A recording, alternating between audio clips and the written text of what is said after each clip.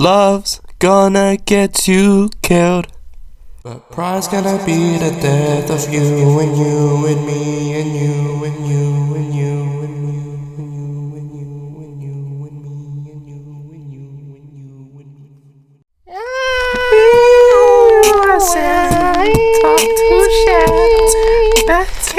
Yes, I know, that was the greatest intro in MMA YouTube history. Guys, pipe down, relax. But yeah, UFC 308 just wrapped around the corner, and oh my god, bro, I have never seen a more devastating, a more sad UFC pay-per-view event ever, man. Like I feel like we're witnessing a new generation of fighters just demolish our fan favorite fighters, you know, the previous generation fighters right in front of our eyes. I mean, if you look at, you know, who the top fighter was, you know, for the last 5 years, right? We got people like we got Israel Adesanya, we got, you know, Kamaru Usman, we got Robert Whittaker, we got Max Holloway, we got Volkanovski.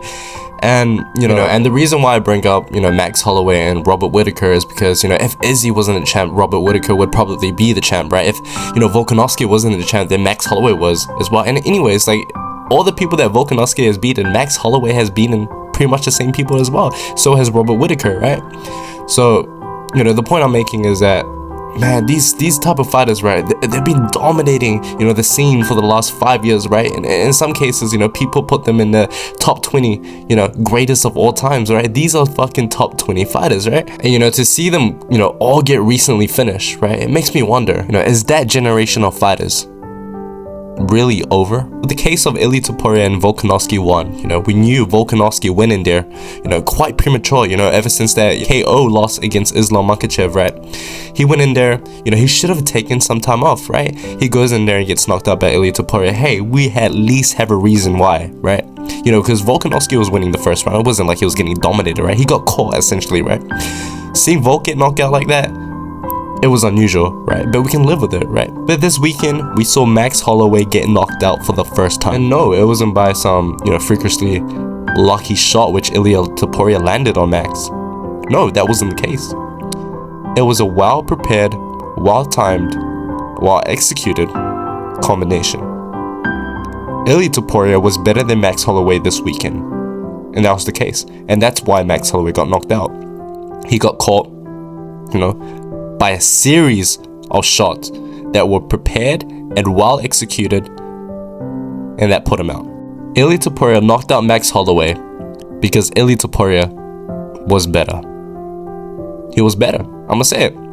Ilia Topuria is the best featherweight at the moment. And, bro, you can literally make an argument that Ilia Topuria is the best featherweight of all time.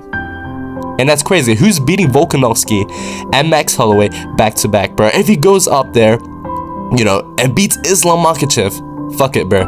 Put him in the top 3 of all time. Put Ilia in the top 3 of all time. Dude, Ilia Topuria, no one in featherweight is beating Ilia Topuria. Oh my god, bro. He beats Volkanovski, beats oh shit, man, beating my fucking favorite fighters, bro. I need to pipe down. But you know what? I must admit, I'm gonna say it, right? This fight, you know, made me an Ilia Topuria fan. Yep, I'm an Ilia Topuria fan, right? I'm gonna say it. This fight made me an Ilia Topuria fan. It's fucking crazy, but there we go. You know, Max, you know, prior to this fight, he's always like, we will find out Saturday, October 26th. We will find out. You know, when anyone asks him, how are you gonna beat Ilia? Hey, Max Holloway, Mr. Jerome, how are you gonna beat Ilia Topuria? We will find out October. Yeah, we found out. We know now. We know what happened on October 26th. We know now, Max. Thank you. Thank you for reminding us. Thank you, bro. Oh, my boy Max. Oh, shit. Why did you have to remind us, man? Shit. Fuck.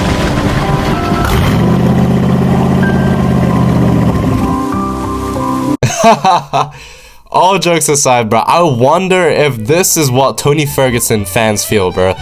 Like, Max getting knocked out by Ilia Topuria, like, this is like 1% of what Tony Ferguson fans feels. I want Jesus, goddamn. But anyways, congratulations to Ilia Topuria. It was an excellent performance. Man, I literally was, dude, I thought Maxwell was gonna win, if I'm gonna be real, bro. I thought Maxwell was gonna win. I didn't think he was gonna get knocked out. You know, I truly think he was, you know, one of those people that's never gonna get knocked out in his entire career. And I stand by it until Saturday, October 26th.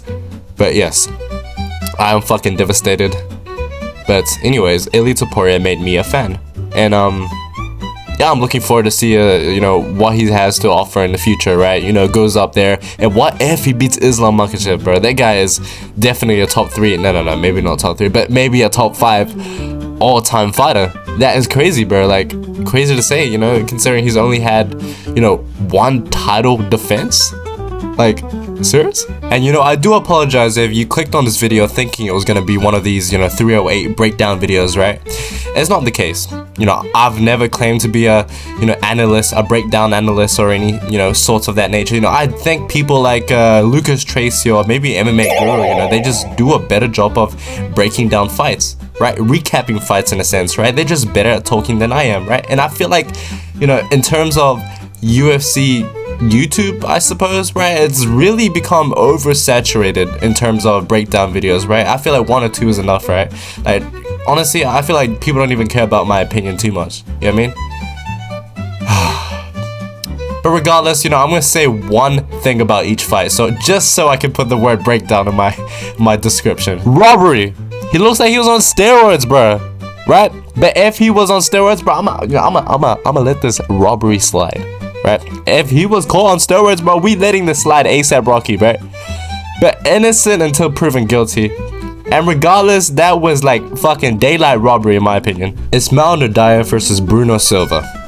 Man, Bruno Silva once went toe-to-toe with Alex Pereira. What happened to this guy? Fardid Basharat versus Victor Hugo. Bro, Basharat, I don't think he's a top 15 fighter. I'm saying it right now, I don't think he's a top 15 fighter. I just don't see it. Next, oh my god. Oh my god. Wait. Cue the music, bro. Oh my days, my boy. Chris Barnett. Chris Barnett, bro. Oh my god. Next up, Abus Magomedov. Right, I'm happy for Abus, right? He's winning. He's not gassing on the first round, you know? But remember, they gave my boy Sean Strickland as his debut. They gave him, you know, fair enough, he won the first round, but god dang. This fight reminds me of the Robbie Lawler versus Rory McDonald 2 fight. Like, bro, this shit is like back-to-back. Well-deserved fight on the night. Well-deserved. So we got Jeff Neal versus RDA. Bro, I'm saying it. This version of Jeff Neal, bro. This version of Jeff Neal beats Francis Ngannou. You know, the Igbo Aslan fight, you know, reminds me of that level 1 crook versus level 35, you know, mafia boss type meme. I mean, isn't it Rafael's debut in the UFC? I mean, dude, Igbo has that fighting experience, so man, like, what do you expect, man? Shara hit that Zumba hip twist, that Beyblade Capricorn, bro. Like, dude, that shit was a fucking wicked KO, bro. I've never seen anything like that, bro. He reminds me of like, oh, dude, I wouldn't say, you know, Zabit, because, you know, Zabit is more agile and he's more, you know, well-rounded. But the thing is, I see Zabit in him, right?